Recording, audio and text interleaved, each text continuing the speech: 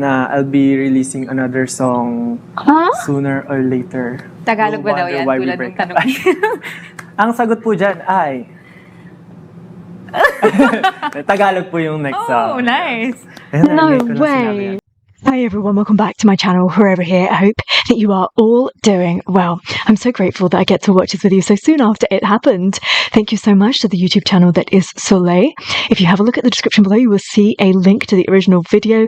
Thank you so much for uploading, for subbing and for sharing it with me. I am eternally grateful. Now this is interesting because this tells me that Justin is still in his Surreal promotional era and that he's not going to stop with this just yet, which I'm so relieved about because I want him to go around talking about this song. It's a major deal, not just because it's his solo debut, but also because the song is so freaking fantastic. And I just want him to continue making noise. So I'm so grateful that he is appearing on Rappler Live to talk about this. And hopefully they've got a ton of interesting questions lined up for him. This is half an hour long. I'm looking forward to this.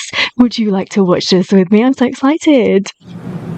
Hello and welcome to another episode of Rappler Talk Entertainment. I'm Nino Yu and today I am so excited to be joined by none other than one of P-pop's biggest stars, Justin. Hello, Justin. So if you're tuning in with us live right now, you can tweet your comments, reactions to this Rappler Talk Entertainment with a hashtag #JustinXRappler, and maybe baka sakali, we can read out some of those comments throughout the show. Pretty. But thank you for being here. Thank you so much for making time. How are you? Okay naman. Ang bilis lang yung biyahe. And although nag-rehearse kami earlier, hindi naman pagod. So, busy days.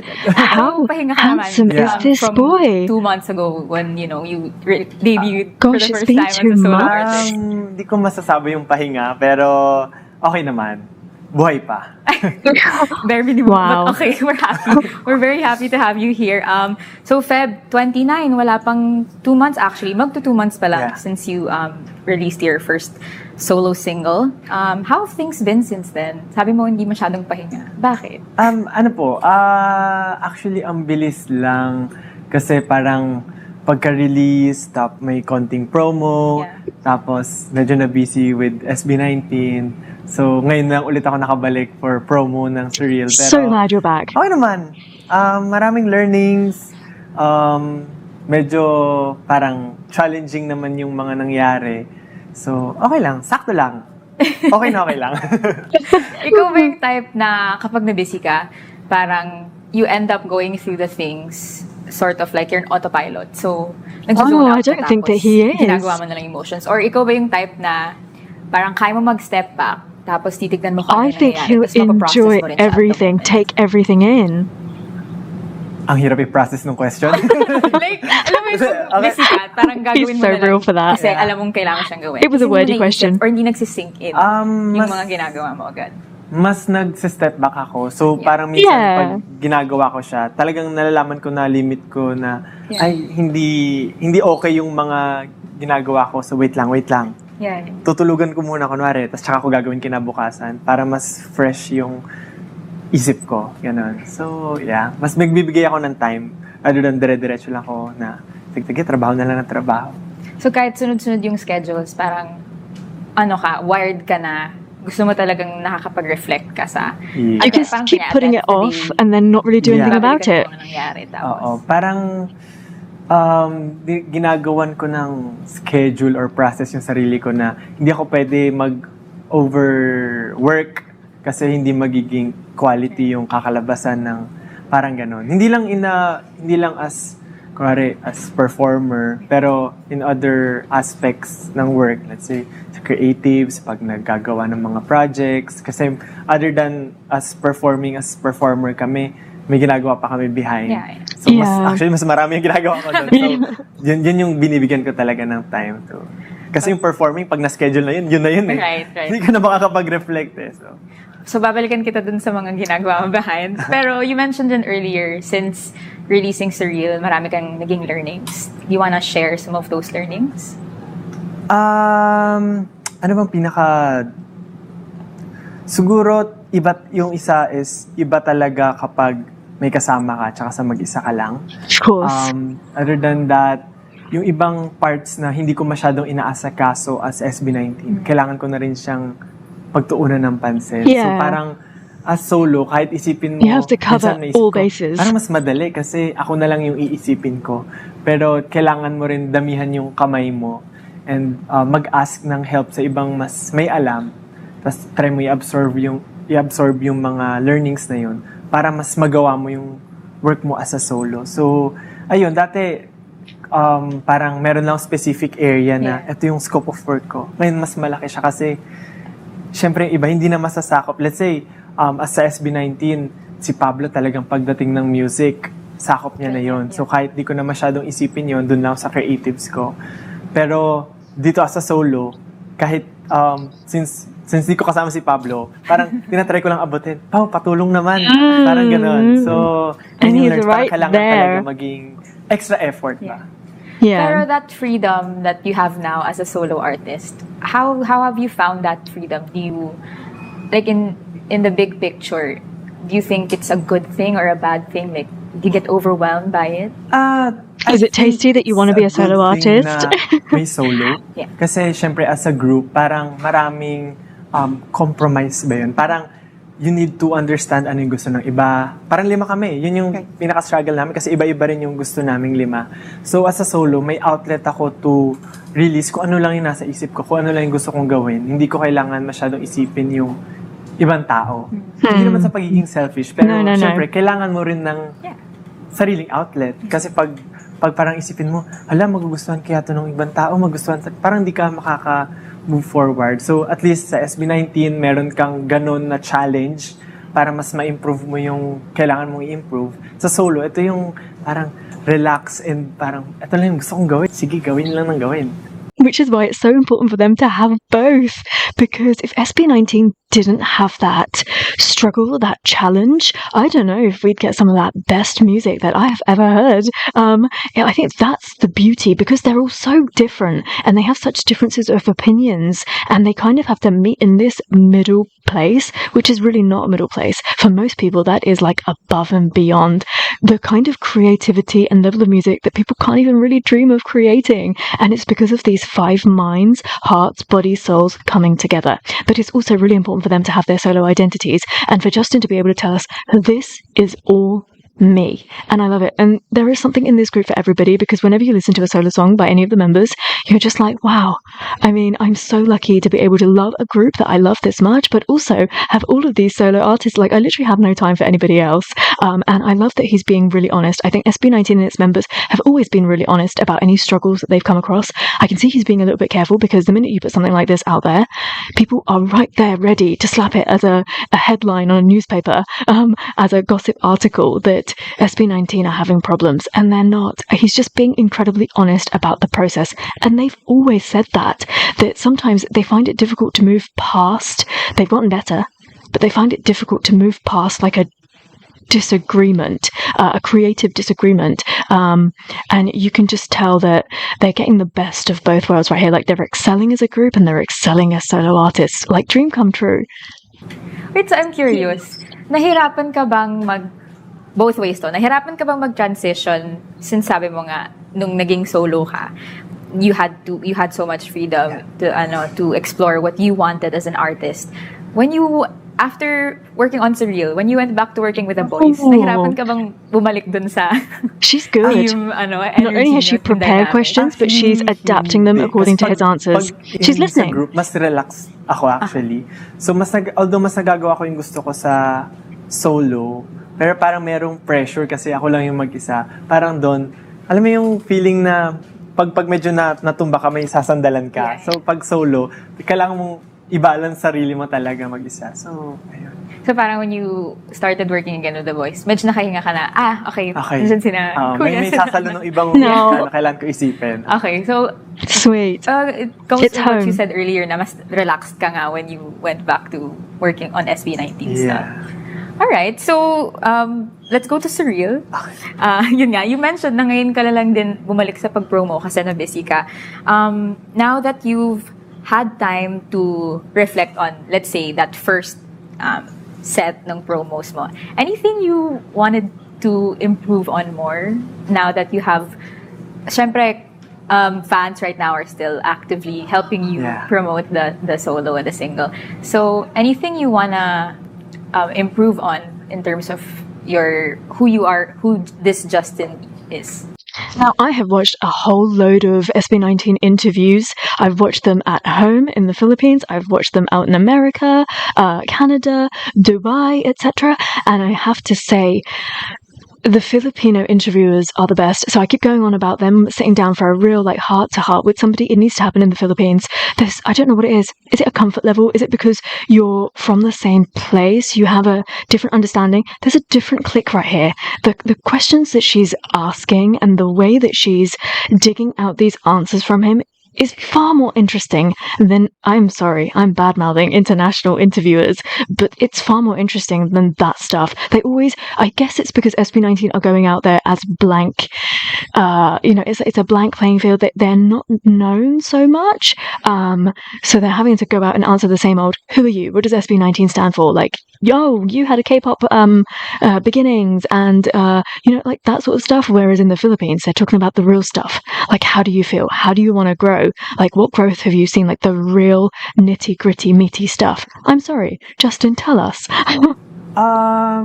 Kasi at first, which is ginagawa ko rin naman ngayon, parang mas gusto ko nang, yun nga, parang medyo, I think, too much freedom naman na, sige, gawin na lang natin yan. Yeah. Sige, go lang ng go. Okay. So, ngayon siguro medyo kinontrol namin na Okay. kailangan i-balance pa rin. Kasi syempre, lahat ng sobra, masama. Parang, kunwari, pag guestings, parang sabi namin, sige, go. Pero, after nung first set, parang sabi namin, wait, pag-isipan natin kasi yung schedule, baka naman di kayanin, may SB19 work pa, parang mga ganyan. Maraming kailangan i-consider.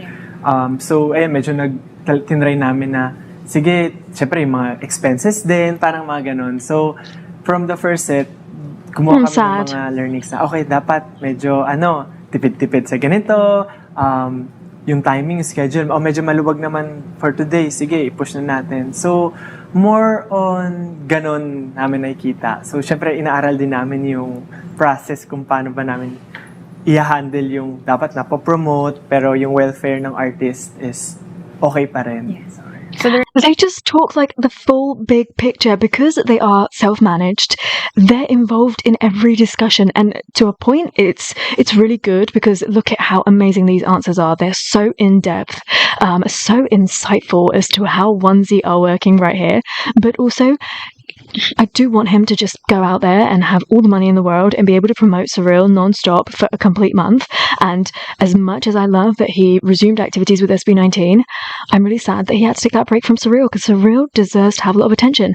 I am glad that he's back here doing this, but isn't it really interesting how SB19 haven't had it easy? Even to date, they do not have it easy. And yet every single freaking day on social media, we have to read about how SB19 are overrated, that they didn't have to face any challenges, and all this other nonsense. The constant comparisons. And sorry, SB19 are self-made. We are not talking about the same thing right here. Our boys are not in the same bracket as anybody else.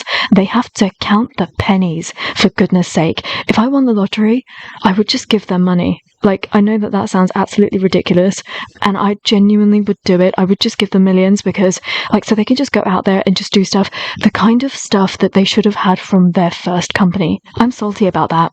Not just I'm for seeing you, for stuff your other people groups are getting and doing. That's and nice na sabay-sabay they don't need it, but collaborate. So, side note, we're actually trending right now on X. Of course Number you one are. na yung hashtag #JustinXRappler. So thank you so much to the 18 or mga mais na nagtutune in right now. Please do keep on sending your comments, your reactions, anything you want to maybe ask Justin. Baka masingit natin yan. But thank you so much for tuning in. So, actually, meron nang nagpadala ng questions from our app. So, we have this new app. It's called Rappler Communities. So, pwede kayong mag-usap-usap doon. And we have a pop culture channel. So, yesterday, we asked for some questions. So, user Luis asked, what is your advice sa mga taong nawala na ng hope na gawin ang passion or art nila? Oh. I think, meron dalawang klase nung nawala eh. Okay. It's merong nawala na talagang sobrang tagal na, hindi mo na, parang ayaw mo na talaga. Meron namang nawala na baka ngayon lang and babalik. So, sa matagal na talaga, I think, ang pwede mong gawin is i-push mo yung sarili mong mag-try ng ibang bagay. Kasi doon mo marirealize na ay, hindi ko to gusto. Sige, try ulit isa. Hindi ko to gusto. Try ko ulit to isa. Until ma-realize mo mamaya, yun talaga. Ma-feel mo ulit. Babalik ka rin talaga. Yeah. Pag wala, kasi syempre, pag nawala yung passion, hindi yun mawawala. Nakatago lang. Or it might be parang meron siya, hindi mo lang pa nakikita. So, ayun. Tapos yung isa na babalik din, bigyan mo lang din yung time mo na magpahinga. So, kung hindi mo pa na-feel gawin yung passion mo right now, malay mo, next year, bumalik, ganon. Kasi, andyan lang naman yun. Yeah. Hindi ka lang nadiliin. Nakaka-frustrate pag pipilit mo, tas hindi mo na-feel. Is that Right something advice. you apply to yourself? Or nararanasan mo din ba yun na, syempre, to be a creative, Yeah. and especially in the industry, I can only imagine how hard it must be na you're expected to literally create every single day. Actually, different ways ng art. So, let's say, kasi minsan po nagpe-paint din ako. So, meron lang time na gusto ko mag-paint, tas meron time na parang tinatamad ako, hindi ko siya feel. So, yun lang, kung kailan ko gusto, gagawin ko siya. Kung hindi ko gusto, ibang klaseng art naman yung gagawin ko. Let's say nga, sige, focus ako sa pwedeng gawin with SB19. Ano ba yung pwede ko ano bang project meron kami? Sige, tutulong ako. Pag minsan naman, hindi ko ma-feel, pass muna ako, hindi ako makakapaglabas ng creative output kasi hindi ko rin na-feel. Doon naman ako magda-drawing. Minsan naman, parang mas feel ko maglaro ngayon. Kasi di ba kahit sa laro, hindi lang sa art na pwede mong Yeah. gawin. Parang minsan, gusto ko maglaro ng larong to. Minsan gusto ko, ito yung laruin ko. Parang whatever you feel, try mong gawin yun.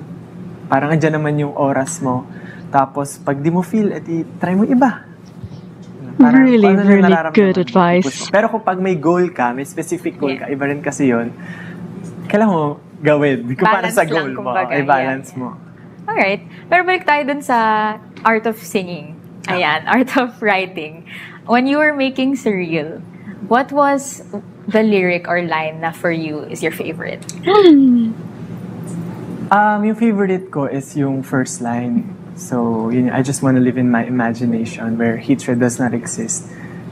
I feel like parang yun doon nagsimula yung idea ko, kaya ako nasulat yung buong kanta.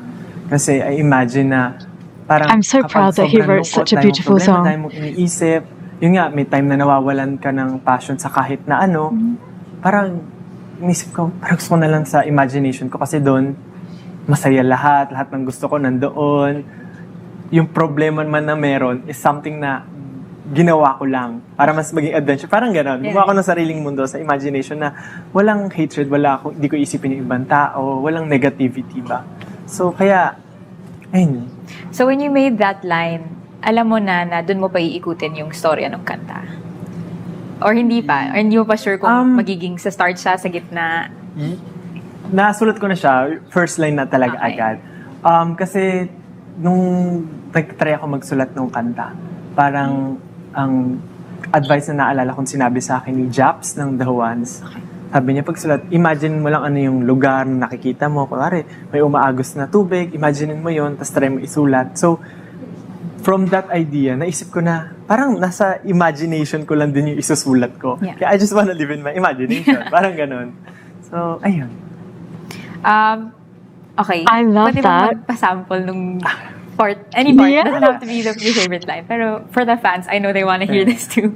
I have to say, I really love that. Now hearing that explanation of that first line, it makes perfect sense because it's a little bit like, once upon a time. That's what that line is. So that's him leading us into the rest of the story. When I go back and listen to that song after this now, I'm just going to hear it in a total different light. It's the first part. Yeah. I just want to live in my imagination where hatred does not exist. Here the moonlight is brighter than ever, and the stars shine just for us, and your eyes can see everything you and I are imagining while we walk slowly under Thank Ayan you po. so much for the sample. Ayan, I feel Love like the it. fans are freaking out right now. So if you guys like that a cappella version of Surreal, let us know what you think. But Loved we've it. actually been getting a lot of questions. So may hirit tayo from this one user, si Louie. Sabi niya, Jasa na Tagalog song ang next single. Oh. Di po ako marunong magtagal. Ala. Di marunong. Pero sa Tagalog sinabi. Okay. Pero maraming ang nag-express na they're so proud of you. They're so proud of what salamat you've been doing po. so far. And sabi nila, joke, I think this is a joke within the fandom. Sure. Marami ka daw mothers. Kasi Sorry, can you give me context? Yeah. Kasi po, yung last guesting ko before, super dami nilang pumunta. Na Parang moms? very support. Hindi po. Okay. General Okay. 18. Yep. Grabe yung support nila. Super na-appreciate ko. Tapos, medyo na-compare ko, sabi ko, yung support nila parang love ng isang mother. Sabi ko, parang ang dami kong nanay. Kasi inisip namin, It's okay, true. nanay pala ako. Sabi ko. Interesting comparison.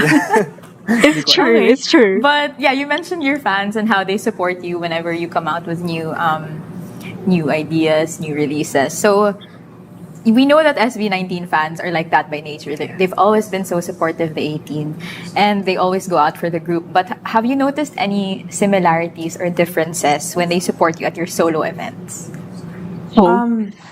Siguro, bukod dun sa solo events, kasi talagang pupunta sila and active, ang pinaka napansin ko po, yung mga fans na sumusupport po sa akin, mostly, hindi lahat, but mostly, parang may similarity sa akin na, Okay. na parang medyo mahiyain, tahimik lang, tapos pag medyo naging comfortable na sila, tsaka sila sisigaw. So parang, tas minsan, parang ano yun, parang mabait talaga sila, tapos may tinatagong kasalbahihan. Haven't I been saying this for a very long time, that there is like some theory behind this, like the kind of person the member that you choose as your bias, what does that say about you and your personality, and what sort of person chooses each member? Like there's a science behind it, believe me guys. may konti. Kasi minsan, kuwari po, pag makiki-interact ako, parang, hello, ganyan, hi, yan, kumain ka na, kamusta, tapos mamaya-maya, biglang kung ano-ano sasabihin na, parang tuyo na yung buhok mo, gano'n. So, nakakalbo ka na, parang, ano yun po yun. Nag-warm up lang pala sila. Oo po. Which is, parang gano'n din naman po Yeah. ako, na pag sa simula, nahihiya pa ako, pero pag naging comfortable na, close na, kung ano-ano na yung sasabihin. Are there any standout moments with your fans from siguro the past 2 months na lang na you remember? Nung last guest po, may nagregalo ng pagong sa ano po yan, public po yun sa McKinley. Oh my God. So sobrang daming taong siksikan. Tapos nagsasign po ako ng mga pinapasign po nila. Tapos biglang nagulat ako, may pagong na albino pa po. Sabi ko, Oh, wow! ano gagawin ko dito? Talagang ako, okay. So gusto niya ipaalaga po sa akin. So ayun naman po, nasa bahay na yung pagong. Cute. First time mo makuha ng live animal? From Hindi a fan? naman po. Ay, hindi first time. Oh my God. First time live. siguro po na sa isang event, inabot yung live animal. Yeah. Okay. Pero bakit daw pagong? Dahil albino siya? Mahilig po actually ako. One of my favorite animal po is... You should be careful what you tell the fans. So, hinanap pa talaga nila yun. Ano po ata siya? Nag-aalaga talaga. Tapos anak yun nung alaga niya. Something like that. Oh, wow. Okay. Ganun yung chismis na narinig ko. Okay. I-confirm nyo na lang, guys, Yeah. kung tama yung chismis na narinig ni Justin. But, aside from Surreal, recently, you released something new also. Well, Yeah. not so new, kasi na-release mo na siya Yeah. before, but your cover of Sunday Morning. Can we hear that too? You put it out on Spotify this time. What made you decide, it's been doing well naman on YouTube, but what made you decide to put it out on a streaming platform? Kasi po actually, si Sunday Morning, dapat song ko siya na iperform sa Asia tour namin na dapat like the last year pa. Okay. So, since medyo na-move po yun, na-cancel yung mga shows. Parang sabi ko, sayang naman kasi nakapag-record na ako, na-practice ko na siya. So, why not i-release na rin natin, mag-shoot na lang tayo ng video, ganyan. Tapos nung ni-release na po yung video, parang marami pong fans na parang gusto nila, sabi nila, pwede bang ilagay sa mga digital streaming platforms, ganyan. We Tapos love it so si much. Sony din po, sinuggest nila, gusto nyo ba i-release natin? Sabi ko, sige po, Pwede why lang. na, wala namang problema, wala namang mawawala. Tapos, Thank you, Ja. Tapos nakapag-release na rin naman ako. It might help din sa promo kasi mas makilala and also, sige. And because it's fabulous. Okay, well, siguro That's naman why. tayo makaka-copyright na to, but okay lang ba sample din? Okay. Sunday morning rain is falling. Still some cover shares some skin. Clouds are shrouding us in moments unforgettable. You twist to fit the mold that I am in. But things just get so crazy, living life gets hard to do. And I would gladly hit the road, get up and go if I knew that someday it will lead me back to you. Yeah, that someday it will lead me back to you. Di ko alam kung okay ba yan. What do you mean, was that okay? I was thinking, why does my face not let me smile even more? Like, the smile needs to reach my eyes right here. I should have like a Cheshire Cat smile, because that is how amazing this was. Justin, I love it. I love Surreal. I love Sunday Morning. I love where your voice is today. I love your personality, your brain, everything about you. But this was absolutely amazing. Okay naman, diba, Sige everyone? Yeah, okay. So, thank you for that. Better than sorry, alright. naaliw lang ako kasi I'm reading the comments and the tweets of the fans. Well, for one, last night, we actually did a teaser for your guesting on here. So, we posted just an emoji of corn, mais. And a lot of people were confused. Or for those who aren't on the P-pop side of social media, they were confused. Parang, yung anong mais? meron? Anong mais? Bakit mais? Please explain. So, I know kung bakit mais. That's because that's the nickname of your fans. But do you want to explain to those who don't know why? Okay, so kasi po yung mais, kaya nila, so bali yung kami pong SB19, meron kami parang kanya-kanyang food. So sa akin po is mais because ang funny ko daw. So nakakatawa talaga yung jokes ko, kaya Paano naging connect? Damn right, you're funny. Parang hindi siya sinasabi nila Yeah, tell us. corny yung mga jokes ko. So kaya corn. Pero besides that, hindi nila alam, mahilig din talaga ako sa mais, Uwe. especially yung white na White. corn. Alam niyo po yung pagpapuntang Tagaytay. Yeah. Yun yung favorite ko. Pero yung main reason kaya mais, kasi nga po, di daw ako nakakatawa. Rubbish. i-prove That's mo a sa lie. kanila na funny ka. May sample. Ayoko na pong magpatunay. Ayoko nang paglaban yung sarili ko. Kung saan kayo masaya, So, okay ka na. Ayaw mo Okay na nang po ipatun. ako. Okay, sige. baka mapatunayan lang. Okay, well, ang dami lang iba-ibang makukulit na comment. There's one from the app again. Yung name niya is Yanified. So sabi niya, Justin, as a Pokemon fan, memorize mo ba talaga lahat ng Pokemon? And nakahuli ka na ba ng rare Pokemon? That's a great question. Hindi ko po, syempre, hindi ko memorize. Actually, mahina ako sa name. So, minsan sa Pokemon, parang, alam ko siya. Tapos, yung masasabi kong name, sounds like lang, pero hindi talaga exactly. Yeah. And, yan. Okay lang, marami ka namang iniisip. Gets na nila yan. So, let's come back to the regular program. You actually, like you were saying earlier, when you feel like you're stuck in a rut, you go to different outlets of art. So you have music, but you also have another creative outlet with Visar Society. Sorry pa? Sorry, Visar. Yes, Visar Visar Society. Society. So that's one of your creative outlets. Can you talk more about your vision for this, like as a brand? Ayun po. So, me and my friend, tas brother ko rin po yung family namin. Parang sabi ko, gusto ko, parang other than as a performer, gusto ko rin ng business na parang pwede kong ilabas doon or mapunta doon yung mga art na ginagawa ko. Kasi po, behind sa nakikita on screen, I have like hobbies din to paint, draw.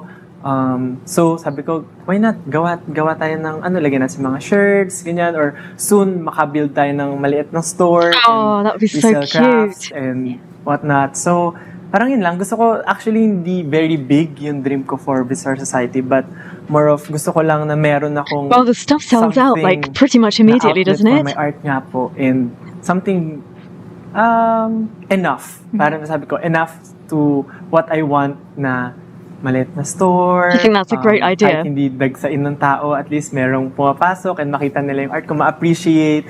And actually, hindi lang po yun sa art ko, but the people, yung mga friends ko rin. Tapos minsan po nakikipag-collaborate kami sa ibang friends na artsy din. So they do art as we sell it as a product na.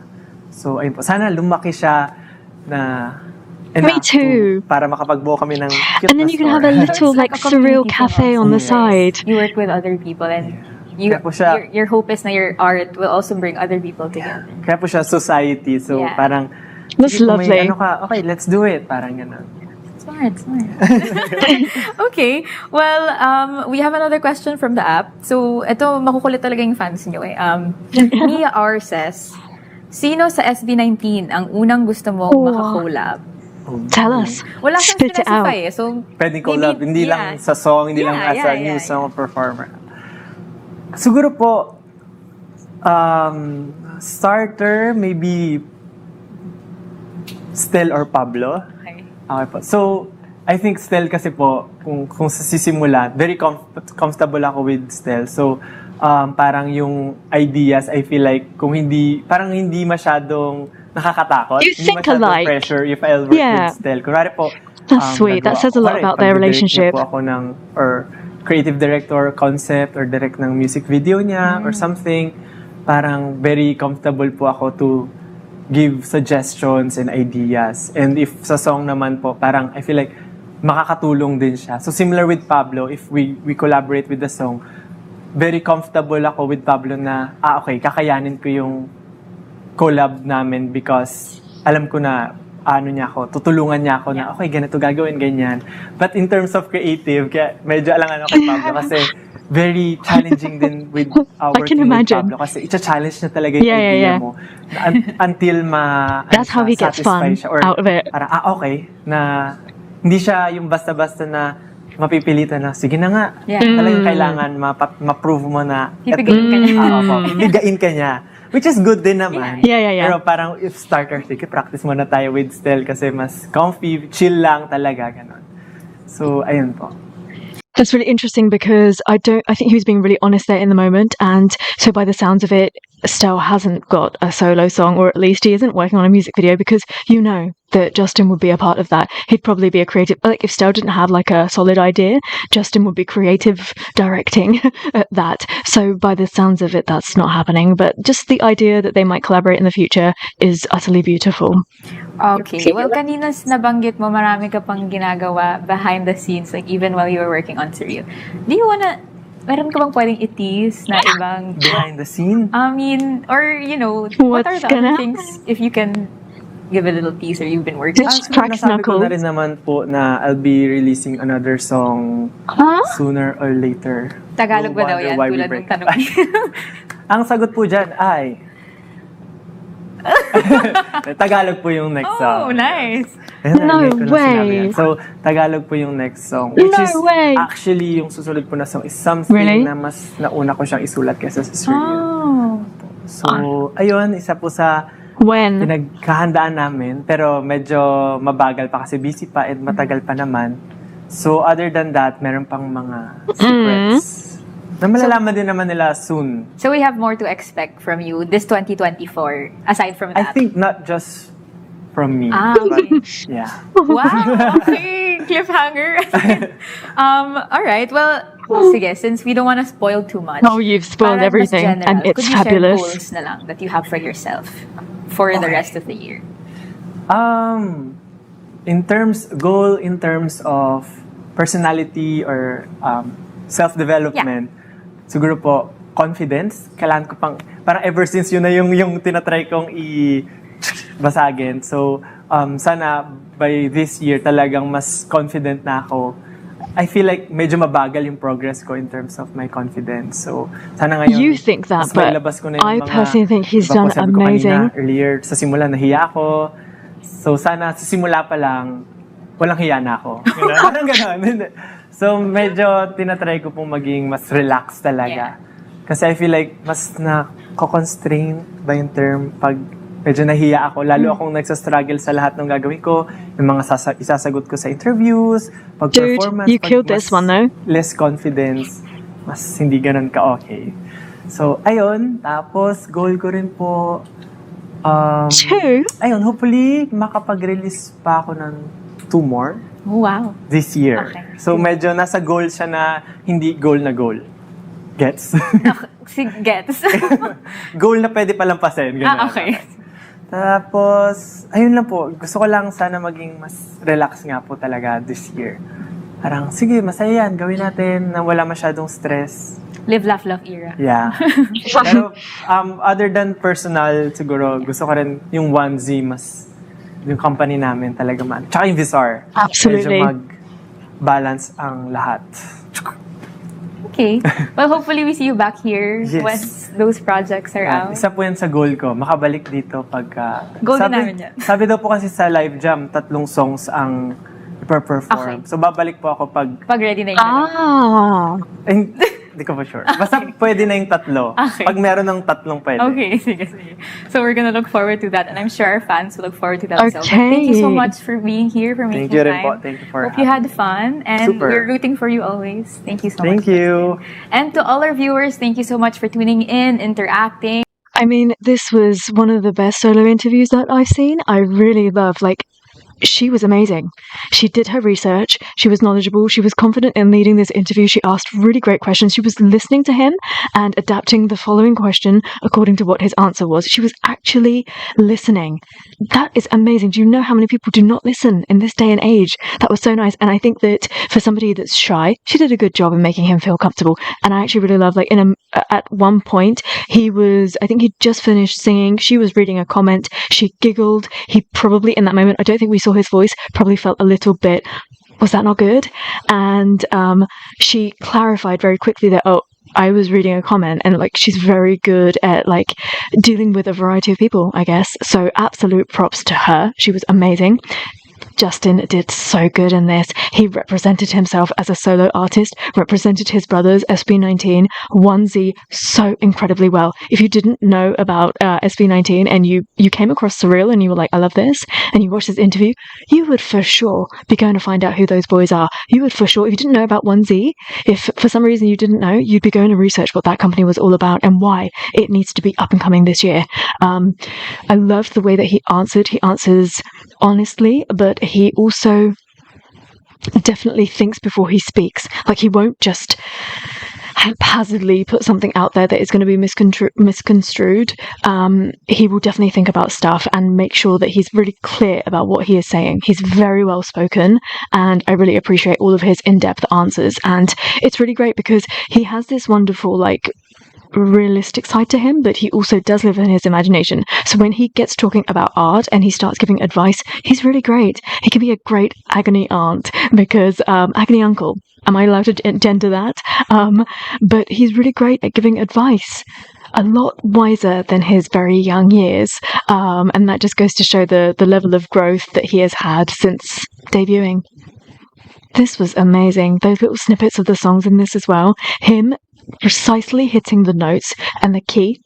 I love it. He's been training up that ear and he is better than ever. I am looking forward to those next 2 songs. The next song in Tagalog. I can't wait. And I cannot wait for SB19 to drop their bomb on us this year. It's going to happen this year. I'm so excited. So just when I think that I'm not ready to let go of Pagtatag, they're going to give me the next one. Well, bring it on, boys. This was amazing. A massive thank you to the YouTube channel that is Soleil for uploading this and for subbing it once again. I would have been missing out if I couldn't understand this, If I was just listening in on this without the subs, I wouldn't have got that big, glorious depth of this. So I really, truly appreciate all of the work that you've done on this. And thank you so much for watching this with me. Do talk to me about this interview. It was amazing, was it not? And I can't wait to hear what you have to say. Thank you so much for watching this with me. I hope that you had fun. And until I see you next time, take care. Stay safe.